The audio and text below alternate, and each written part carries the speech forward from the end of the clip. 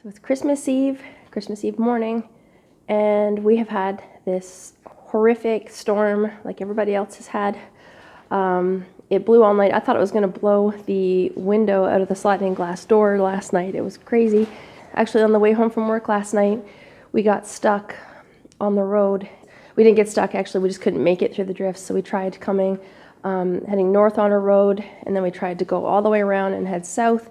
And the drifts were so bad. And thankfully, we have an amazing neighbor. I called him, and he got out of his cozy house and fired up his tractor and plowed us out. And while we were waiting for him to plow us a path to our house, a truck flew past us and got stuck in a drift right at our driveway. So Ken had to plow him out as well. So anyway, apparently a snowplow is stuck over one road east of us. So the drifts are crazy. You ready, boys? Gotta go back down and get the chickens water, don't we? Hey? Otis, he's not too sure.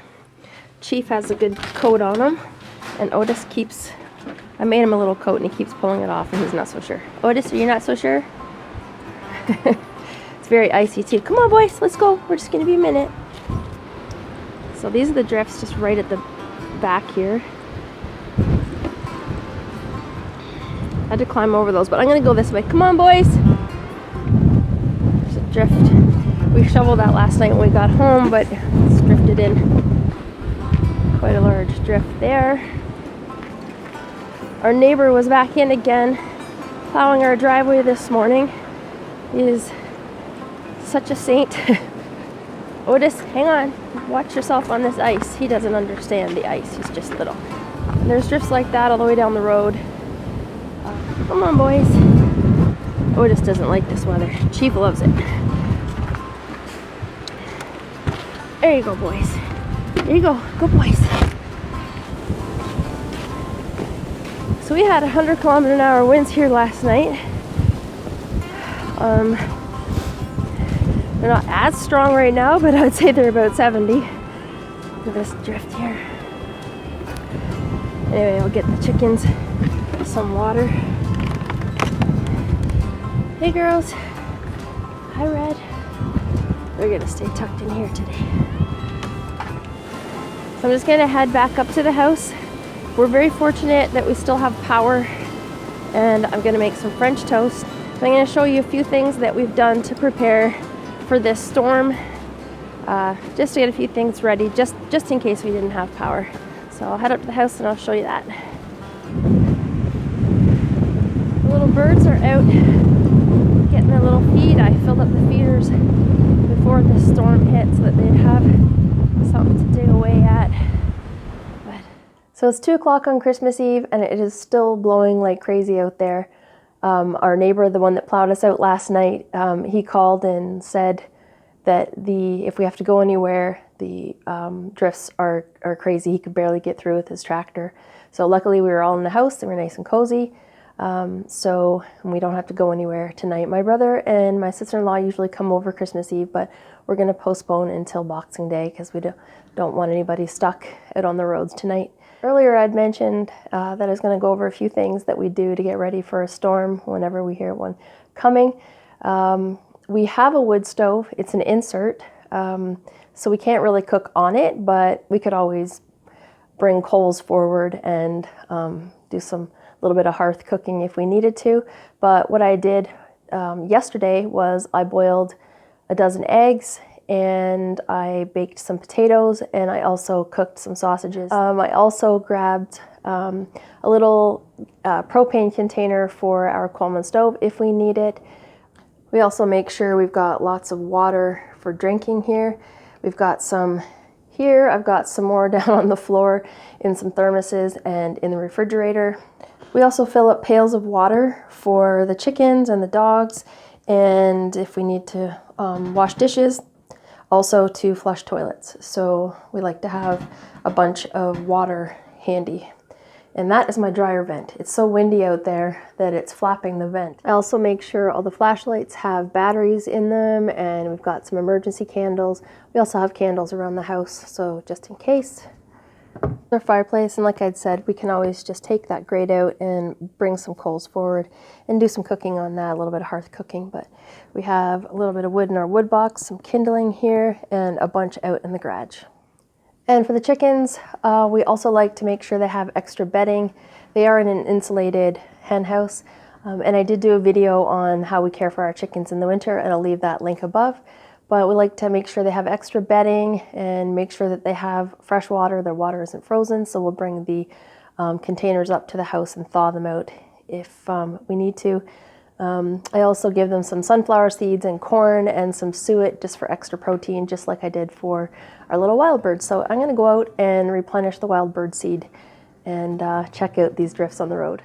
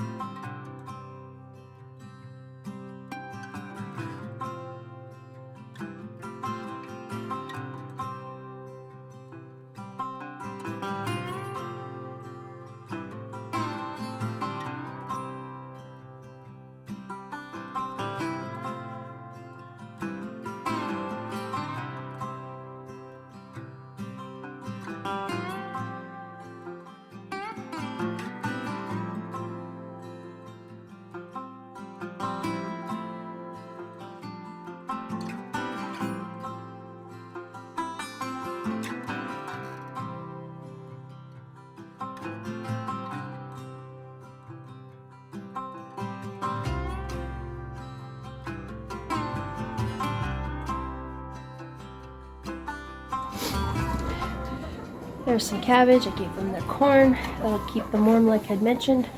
And still getting a few eggs. Actually, there's quite a few over there. So they're happy little chickens. So they're taken care of for the night, and I'll close them in and they'll stay cozy and warm in their little house. And I'm going up to my cozy house. So as I'd mentioned earlier, we have a tradition. Every morning I get up and I fry some donuts for our breakfast. And I make the dough the night before. It just seems to taste better. I think they're lighter if you let the dough rest in the fridge. And it's more convenient too, so you just get up and fry them. My daughter always says it's not Christmas unless I make these donuts, and it was the same for me because my Uncle Lauren used to make us these donuts every Christmas, and he would bring them to our family dinner the week before Christmas, and my brother and I used to fight over them, so I love them. Anyway, they are very close to my Uncle Lauren's, and I get the recipe. Actually, I've adapted it slightly from this Laura Secord cookbook, and I love this book. And I used it for my mincemeat recipe, and I'll put that link above. And I'll get to show you how I make the dough. So the ingredients are quite simple. There's 4.5 cups of all-purpose flour, 1.25 cups of buttermilk. If you don't have buttermilk, you can sour some regular milk with vinegar or lemon juice and let it sit for about 5 minutes to curdle, and it'll have the same effect on your baking powder and your baking soda and make your donuts light. 1 cup of granulated sugar, 2 eggs, 1/4 cup of, I have just vegetable oil here, but you can use 1/4 cup of melted shortening too instead. There's 1 teaspoon of vanilla. You can use however much you want. I've got 2 teaspoons of baking powder, 1 teaspoon of baking soda. I have 1 teaspoon of salt, and I have 1 teaspoon of ground nutmeg. Again, for this one you can use whatever you like, but I do find this is kind of a key ingredient in your old-fashioned buttermilk donuts. So the additional ingredients would be for tomorrow when I fry the donuts. I use shortening, melted shortening. I find they taste best fried in the shortening. You can use vegetable oil if you like.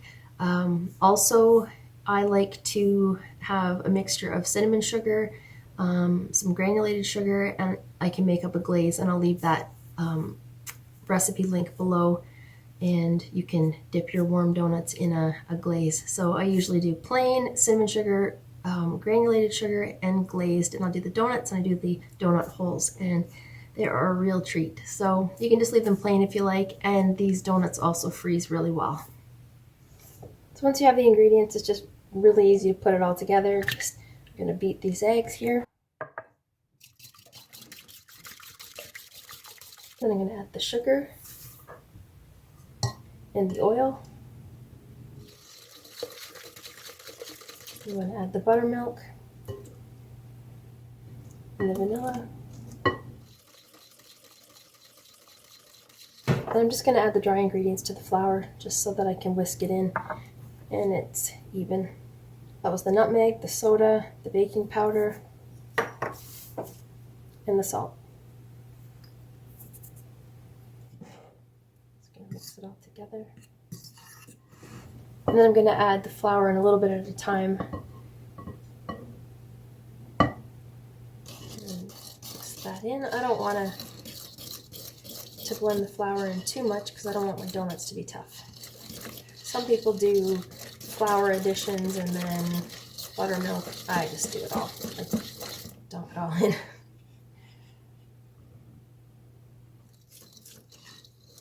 So I'm just going to switch over to a wooden spoon because it's going to get too thick for my whisk. And stir it just until it's combined. So the dough will be sticky, quite sticky, and it'll be easier to work with tomorrow. So right now, if I was to try to roll that out, I would have to keep adding so much flour. But once I let it sit in the bowl overnight, I find it is quite easy to roll out without the addition of a ton of flour.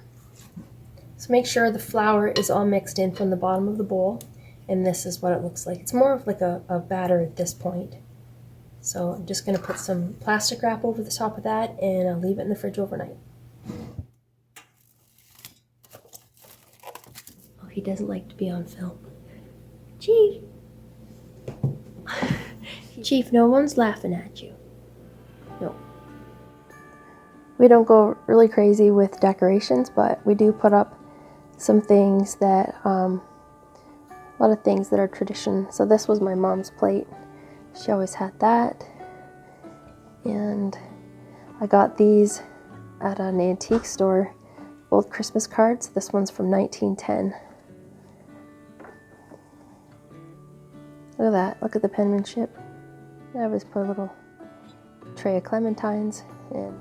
This card is from 1923. These weren't from my family, I just got them, but I like to display them. And then I have another assortment of old Christmas cards here too. And every year James makes a wreath for the door. This is made out of hemlock that he gathered. Isn't that pretty? These little gaffers, I got them at an auction and they were broken, and a couple of the guys at work fixed them for me, but it's just not Christmas unless we have them on our radio. This radio was actually in the barn at my husband's farm when he was growing up, and it still works. We listen to the radio. These little toys I got on an auction for $1. Look at them, little tops and toy trains. I always picture, somebody, this would have been their gift, something like that, maybe an orange and a tiny little toy, and kids would be so happy with that. And this is my mom and dad. That was taken at a New Year's party in the 60s. I'm dressed up there. The woman behind my mom has sequins on, you can see.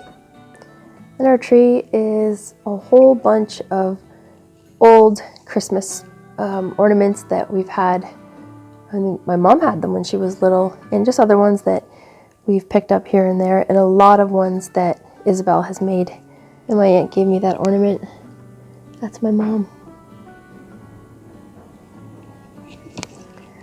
These ones, we had those. Like I said, these are ones that were my mom's when they were little. Little bell, we've had that forever. I love these. And then the star, that was on our tree when I was growing up. So those lights have been burning every Christmas since 1973. Maybe even before I was born, probably.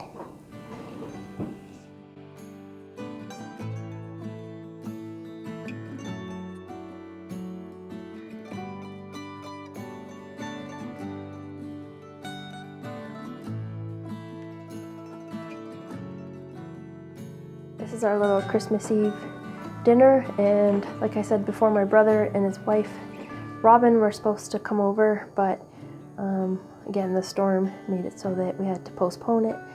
So we are having some of the stuff that I cooked in case our power went out for last night. So some of those eggs that I boiled, I made some deviled eggs. And over here, those baked potatoes, I did some potato skins. And then the inside of the potato, we're just gonna fry one morning for breakfast. And then just some hot pepper jelly from my pantry and crackers and cream cheese. And then we have some cheese and some pickles from the pantry and just some boxed spring rolls and some pot stickers. So this will be a nice little Christmas Eve dinner.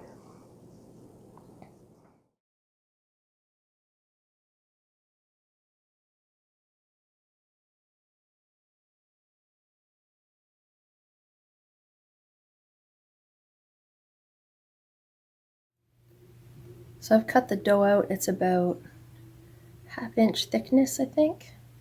And they should puff up nicely. Okay, then carefully put your donuts into the hot fat. Make sure you don't have any droplets of water on your hands. Hot fat and water do not mix at all. And gently put them in. And they'll rise to the top, and then you can flip them over. And you want to make sure they're golden brown. And this one looks ready to flip. Yep. I just use a fork. You can use a chopstick.